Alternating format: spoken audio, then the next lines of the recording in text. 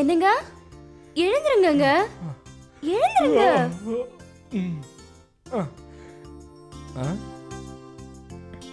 என்ன ஸ்ரீலேகா, இது என்ன பொட்டு இவ்வளோ பெருசா வச்சிருக்க?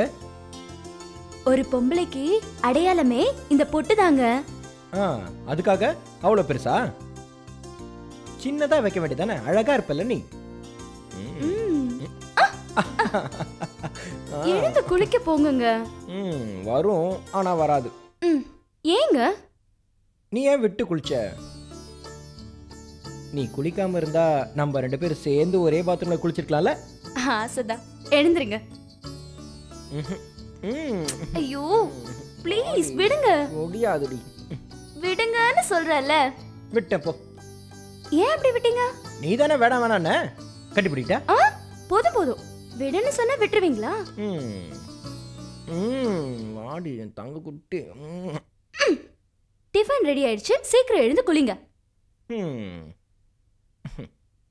சரிதான்.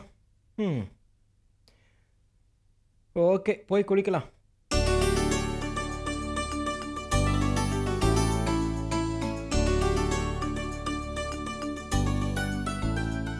சட்னில உப்பு அதிகமா இருந்தது. எப்படி சாப்பிட்டீங்க? இத பாரு, வள்ளுவர் வாசுகிக்கு என்ன சொன்னார் தெரியுமா? என்ன சொன்னாரு? எழுதும் போது பேனாவை தயவு செஞ்சு புடுங்காத. அப்படி புடுங்கினா என்னால எழுத முடியாது, தயவு செஞ்சு புடுங்காம இரு. அதையும் அவங்க கேட்டுக்கிட்டு எப்பவுமே பேனாவை புடுங்கினது இல்லையா?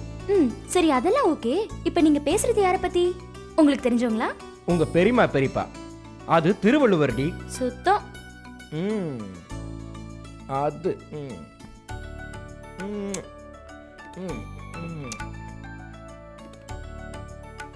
சீச்சி, நீங்க ரொம்ப பேட் பாய்ங்க. சரி, ஆபீஸ்க்கு டைம் ஆச்சு, கிளம்பல? பொண்டாட்டி தலை தலைன்னு இருந்தா ஆபீஸும் இல்லை, ஒன்றும் கிடையாது. எருமாடு, நீ எப்படா வந்தீங்க? அதை பற்றி கேட்டிங்களா? நீங்கள் மொச்சுன்னு முத்தம் கொடுத்தீங்கல்ல, நான் அப்பயே வந்துட்டேன். நல்லா இருந்துச்சுங்க சீனு. சரி, பார்த்தல கிளம்பு. நான் வரேங்க.